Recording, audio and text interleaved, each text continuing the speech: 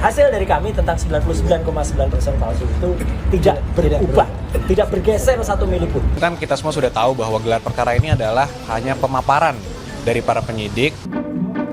Kasus tudingan ijazah palsu Presiden ke-7 RI Joko Widodo terus bergulir di kepolisian.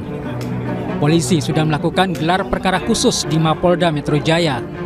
Gelar perkara ini diikuti oleh tersangka Roy Suryo, Rismon Sianipar, dan Tifauzia Tiasuma alias Dr. Tifa. Roy mengaku sempat diperlihatkan ijazah milik Joko Widodo oleh penyidik. Tetapi dokumen itu tidak boleh disentuh dan hanya ditunjukkan sekilas. Roy tetap yakin ijazah itu palsu. Jadi hasil dari kami tentang 99,9% palsu itu tidak berubah, tidak bergeser satu mili pun. Bahkan sampai the last minute, kami akhirnya sama seperti klaster 1 tadi dipertunjukkan sebuah barang yang diklaim itu adalah ijazah asli, katanya ijazah analog dari seorang yang namanya Joko Widodo.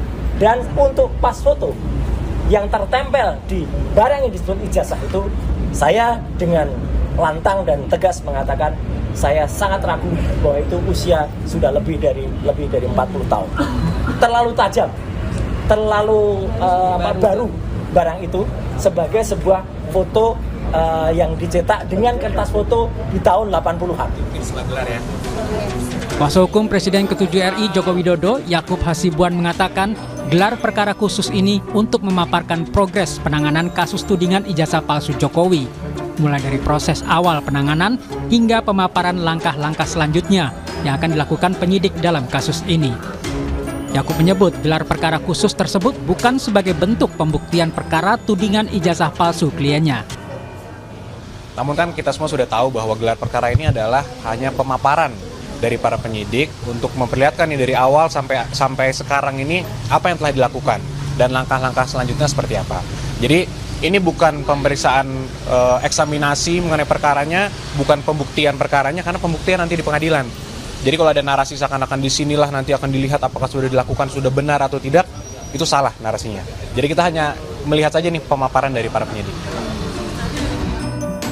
Pengamat hukum pidana Jamin Ginting mengatakan gelar perkara khusus ini bertujuan untuk membuktikan pasal-pasal yang digunakan untuk menetapkan Roy Suryo CS sebagai tersangka kasus tudingan ijazah palsu Jokowi. Jamin Ginting menyebut kubu Roy Suryo CS bisa juga mengajukan pra-peradilan jika penetapan tersangka dianggap tidak sah. Tapi kalau dari Pak Suryo CS ini, tentu tadi saya sudah katakan mereka bisa melakukan pra-peradilan. Tidak sahnya penetapan tersangka.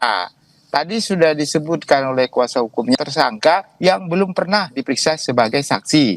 Nah, kalau dalam putusan MK 21 2014 itu dikatakan calon tersangka harus sudah pernah terlebih dahulu diperiksa sebagai saksi sebelum ditetapkan tersangka. Nah, itu ditetapkan sebagai tersangka. Ya, jadi itu yang menjadi dasar kemungkinannya ya menurut perhitungan saya ada proses pra-peradilan kalau memang ini merupakan hak yang harus digunakan begitu. Polemik tudingan ijazah palsu Jokowi tidak bisa diselesaikan hanya melalui gelar perkara di kepolisian. Penentuan asli atau palsu suatu ijazah merupakan kewenangan mutlak pengadilan melalui pembuktian hukum yang fair dan terbuka.